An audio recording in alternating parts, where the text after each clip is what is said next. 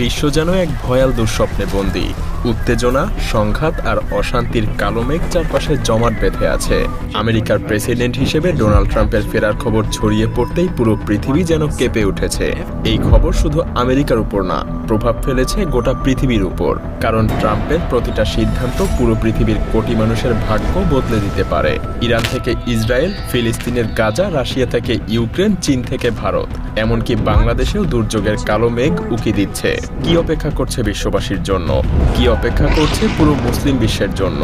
কি অপেক্ষা করছে বাংলাদেশের ভাগ্যে? আর কি বা অপেক্ষা করছে ইউক্রেনের ভাগ্যে?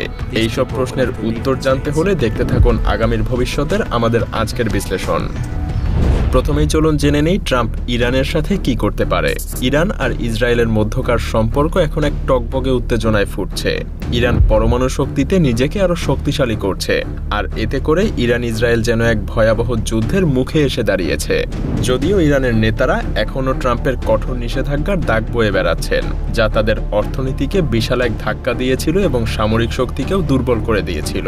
আর তাই বলাই যায় ট্রাম্প আবারও প্রেসিডেন্ট নির্বাচিত হওয়া এবং ক্ষমতায় ফেরার কারণে ইরানের জন্য এক নতুন বিপদের আশঙ্কা দেখা দিয়েছে। ট্রাম্প যদি আবারও ইরানের উপরে নিষেধাজ্ঞা চাপায়, তাহলে ইরানের অর্থনীতি একেবারে ধ্বংসের পথে চলে যেতে পারে। এর মধ্যে ইরানের জনজীবনেও নেমে আসতে পারে এক ভয়াবহ সংকট। আর এই আতঙ্ক শুধু ইরানের অর্থনীতির দিক থেকেই সীমাবদ্ধ থাকবে না। ট্রাম্পের সাহায্যে ইসরায়েল হয়তো ইরানকে সম্পূর্ণ একটা যুদ্ধে টেনে নিয়ে যেতে পারে। এখন ইসরায়েল ইরানে প্রতিনিয়ত আক্রমণ করার সুযোগ পাবে, আর এই মুহূর্তে তারা সেটা করার জন্যই পুরোপুরি প্রস্তুত। যে কোনো সময় তারা ইরানে হামলা চালাতে পারে ফুল স্কেলে যুদ্ধ বাঁধানোর জন্য। আর সত্যি কথা বলতে ইসরায়েলের প্রেসিডেন্ট ট্রাম্পের আগমনের জন্যই অপেক্ষা করছিল। তো দেখা যাক ইরানের কপালে কি লেখা আছে। এবার চলুন জেনে নেই ফিলিস্তিনের সাথে এবং গাজার জন্য কি ভয়াবহ দুর্বিষহ একটা সময় অপেক্ষা করছে। ট্রাম্পের পুনরায় প্রেসিডেন্ট হওয়া যেন ফিলিস্তিনের জন্য এক দুঃস্বপ্নের মতো। কারণ আগের মেয়াদে তিনি ইসরায়েলের প্রতি তার অটল সমর্থন দেখিয়ে জেরুজালেমকে ইসরায়েলের রাজধানী হিসেবে স্বীকৃতি দিয়েছিলেন।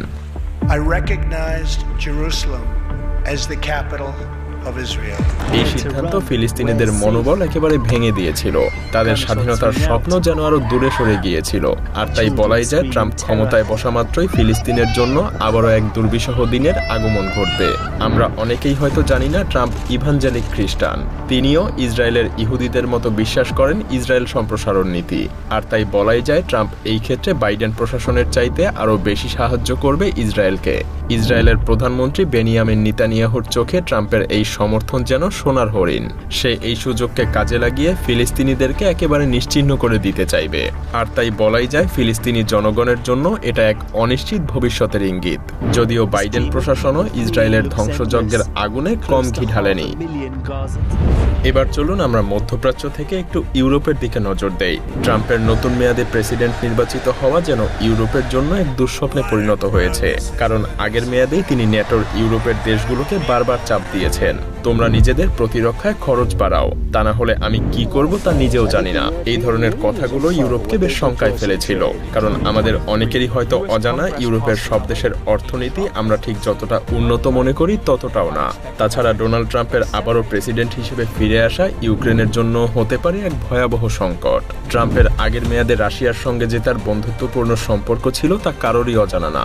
ট্রাম্প বলেছিলেন রাশিয়া আমাদের শত্রু না, বরং তাদের সাথে আমাদের বন্ধুত্ব থাকা উচিত। এই বক্তব্যগুলো ইউক্রেনের জন্য একটা বড় বিপদের সংকেত। এখন যদি ট্রাম্প পুনরায় ক্ষমতায় বসেন, তাহলে ইউক্রেনের অবস্থান আরো জটিল হয়ে যাবে।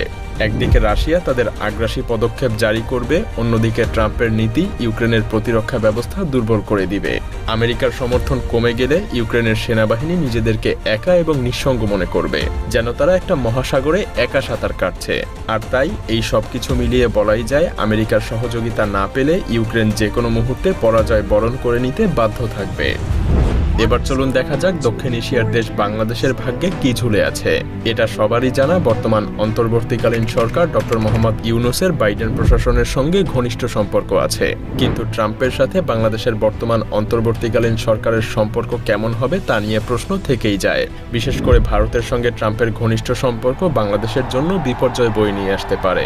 ভারত যদি ট্রাম্পের সঙ্গে বন্ধুত্বপূর্ণ সম্পর্ক বজায় রাখে, তাহলে তা বাংলাদেশের উপরে চাপ বাড়াতে পারে। এর ফলে বাংলাদেশে অরাজক অরাজকতার পরিবেশ সৃষ্টি হলে তা অন্তর্বর্তীকালীন সরকারকে দুর্বল করে দিতে পারে। এটা ভাবলেই গা শিউরে ওঠে শেখ হাসিনার সরকারকে আবারও পুনরায় ক্ষমতায় ফেরানোর চেষ্টাও করা হতে পারে। আসলে এই পরিস্থিতি বাংলাদেশের জন্য কতটা ভয়াবহ হতে পারে তা অনুমান করাও কঠিন। এখন বাংলাদেশের জনগণের উচিত সচেতন থাকা, দেশের ভেতরে যেন কোনো অরাজকতার পরিস্থিতি তৈরি না হয় তা নিশ্চিত করতে হবে। আর যদি এমন কিছু ঘটে তাহলে আশপাশের শত্রুদের সুযোগ নেওয়ার জন্য সবসময় প্রস্তুত থাকবে। তবে হ্যাঁ, আমাদেরকে মনে রাখতে হবে আমেরিকার প্রেসিডেন্ট যেই হোক তাদের পররাষ্ট্রনীতি প্রায় একই থাকে। যেমন বাইডেনের আমলে অনেকেই তার শান্তির বুলি শুনে আশায় বুক বেঁধেছিলেন। যুদ্ধে লিপ্ত দেশগুলোর চিত্র এবং মানুষের কান্না যেন তার শান্তির বাণীকে একেবারে মিথ্যা প্রমাণ করে দিয়েছে। আর তাই বলাই যায় আমেরিকাতে রাষ্ট্র ক্ষমতাতে যেই আসুক তারা সবাই যেন একই মুদ্রার দুই পিঠ।